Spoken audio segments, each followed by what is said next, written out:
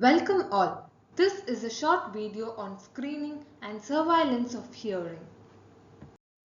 Screening is a public health service in which members of a defined population are offered a questionnaire or a test. This is done to identify those individuals who are more likely to be helped than harmed by furthermore tests or treatment. This is done to reduce the risk of a disease or its complication. Permanent childhood hearing impairment. It results from a structural abnormality in the outer ear, middle ear as well as sensory neural hearing loss. It can be congenital or acquired. Congenital presents at or very soon after birth. Acquired, postnatally acquired hearing loss, which is due to sequelae of meningitis or head injury.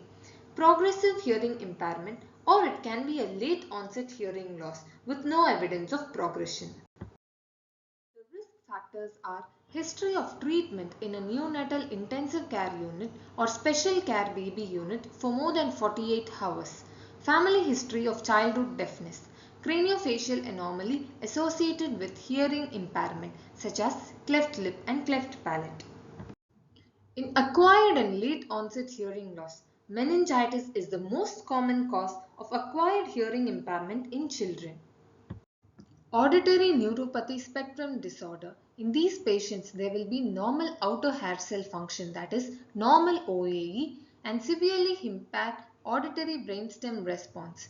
This is because of neural firing without synchrony, and this dyssynchrony is due to delayed myelination and maturation of the auditory pathway. About 10% of children with confirmed permanent childhood hearing impairment have auditory neuropathy.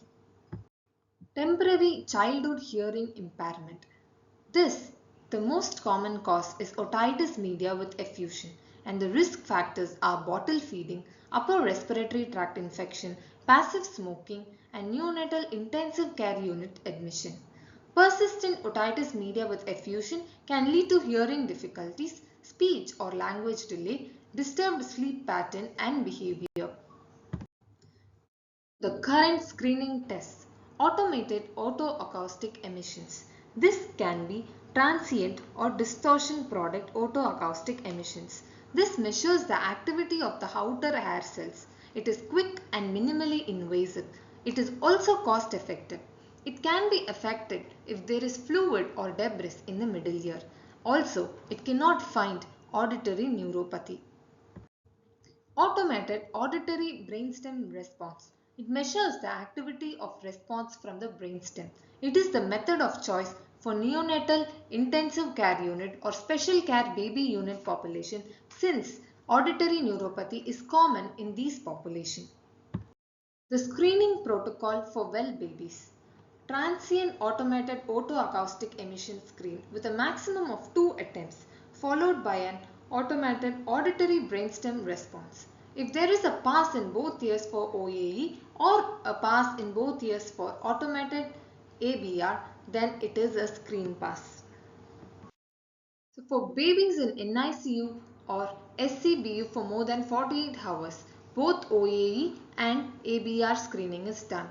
If ABR fails, then the baby is referred for audiological assessment. If OAE fails but there is a pass in ABR, then the baby is put into a risk factor group and it is followed up in 8 months. Newborn screening for all babies is the most effective way to identify congenital hearing loss. Why high-risk screening is not effective? This is because 40 to 50% of the babies with permanent hearing loss have no risk factors. And the current recommendation states that the school-based screening should continue to identify missed and late onset cases. Surveillance. Screening alone cannot identify all cases with permanent hearing loss. Any screening program will miss some true cases. Children with mild hearing loss and high frequency hearing loss will not be identified by the screening program. And people with infants and children moving in from countries where newborn screening is not available, surveillance is of considerable importance. And surveillance is also more justifiable to identify persistent otitis media with effusion. Surveillance is recommended for babies that pass the screening program but with these risk factors. any syndrome with hearing loss, Down syndrome, craniofacial anomalies, NICU babies with refer in both ears at otoacoustic emission but with a pass in both ears with auditory brainstem response. Audiological assessment should always be carried after recovering from meningitis, ECMO therapy, that is extracorporeal membrane oxygenation, skull fracture and hyperbilirubinemia.